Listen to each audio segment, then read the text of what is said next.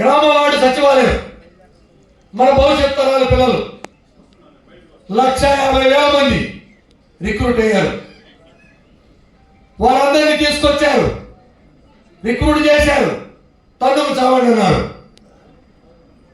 పదోన్నతులు చెప్పరు, pay scale గురించి చెప్పరు, ఏమీ లేదు.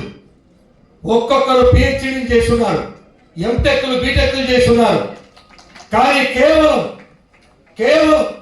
రికార్డు అసిస్టెంట్ స్కేల్ ఇస్తా ఉన్నారు. ఎంత అన్యాయం చూడండి. మేమేమైనా కోరుకున్నామో మాకు ఇవ్వండి, ప్రభుత్వాలు అవసరమని చెప్పి నియామకాలు చేశారు. నియామకాలు చేసి ఈరోజు తీవ్రంగా వాళ్ళు ఇబ్బంది పెడతా ఉన్నారు.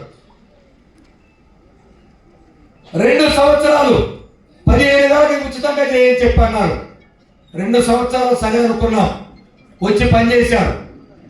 ఆ తర్వాత 2 సంవత్సరాలు దాటి 9 నెలలు ప్రొబేషన్ డిక్లేర్ చేయలేదు.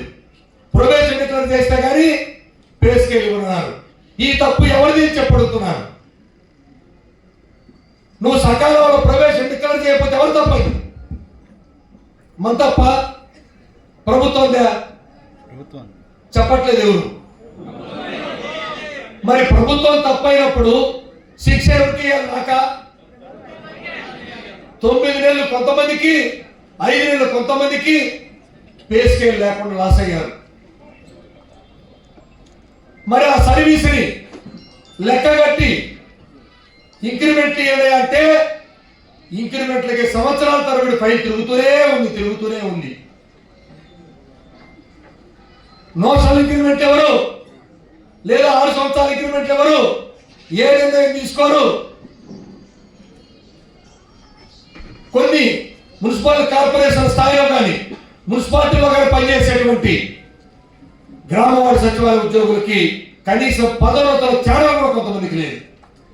ఎంత దారుణమో చూడండి. ఏ ఉద్యోగాలు చేయాలి, ఎలా చేయాలి? వారందరూ మన భవిష్యత్తు బిడ్డలు, కానీ చెప్పే దిక్కు లేదు. ఎవరు సమాధానం చెప్పరు. అందరి చుట్టూ తిరిగాం, ఏ సమాధానం లేదు.